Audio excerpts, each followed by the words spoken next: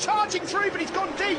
Jack Miller was briefly Side by side, Marquez and Vincenzo. Did they almost? Them were giving that one up, and it's cost them dearly, and that means now we have been such a start, and now Rins goes up the inside of Marquez. Oh, and Duffy's up the inside as well. heart-stopping Stein away up the inside and Miller into turn 6. He does, because Miller had a big moment on the front end. Left it here.